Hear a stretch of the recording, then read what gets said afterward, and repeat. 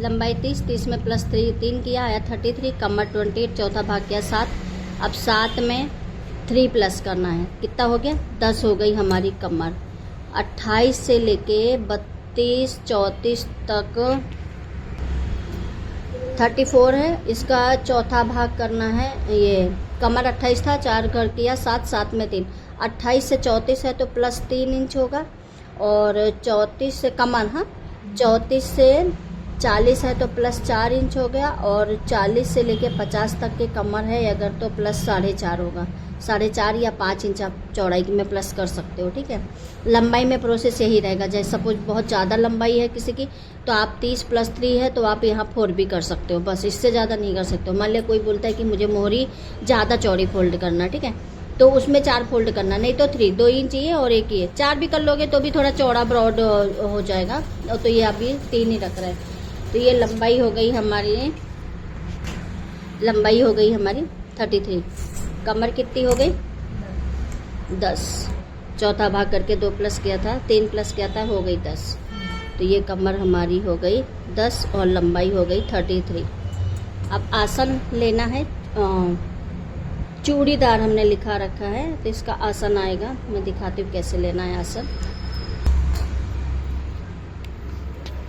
ये pant palazzo में एक ही आसन, जैसे सपोज ये हो गई हमारी कमर, ठीक है, और ये हो गया हमारा आसन। ये 26 से 30 तक है तो 13 आसन लेना है, 33 से 34 है तो 13.5, 36 से लेके 40 तक, 36 से 36 14, 36 से 40 तक 34 से लेके 36 तक 14 इंच, ठीक है। 36 से 40 तक 14.5, 40 से 42 15। तो अभी मैंने लिया है 28, जो कि ये आ चुका है अंदर। 28 का कितना आसन है 13 आसन है, ठीक है। तो आप लोग भी देख लीजिए, जूम करके आप देख लीजिएगा, ये पैंट और प्लाजो दोनों का आसन लिखा हुआ है। आसन ये लिया है मैंने 10, लेकिन आपको लिखना है यहाँ 13। तो ये हो गया हमारा 13 इंच का आसन, ठीक है, आसन 13। अब प्लाजो में कैसा है कि आपको जितना घेर चाहिए, आपको सपोज 10 इंच का घेर चाहिए, 11 का चाहिए, 12 का चाहिए, 14 का चाहिए, 15 का, जितना घेर चाहिए। सपोज 16 का है तो उसका आधा लेंगे 8, ठीक है, पूरा 16 घेर। कपड़े पे डिपेंड होता है कि हमारा कपड़ा 2 मीटर का है तो उसके हिसाब से प्लाजो घेर निकल ही जाता है। ये सपोज लिया तो हमने लिया 8 में 2 इंच प्लस कर दो, 10 इंच हो गया, ठीक है।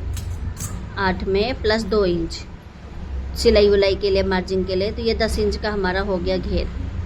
और यहाँ से अगर आपको कली डालना है तो सीधा रखना है, अगर कली नहीं डालना है तो 2 इंच का, 2.5 इंच का राउंड मार दो। तो ये जो पार्ट्स होता है ये कली जैसा ही हो जाता है। ये हम चाहे इसको राउंड मार दे, चाहे म्यानी डाल दे। नहीं म्यानी ही डालना है, कंपलसरी है। कस्टमर बोलते हैं म्यानी डालना है तो फिर आपको स्ट्रेट ही रखना है, फिर राउंड नहीं करना है, क्योंकि फिर यहाँ ऐसे गोल्ड कलर की म्यानी आ जाएगी। और नहीं डालना है तो आप यहाँ से 2.5 इंच का सीधा लाइन लो और ये कर्व मारो, और कर्व मारने के बाद में आप इस तरह से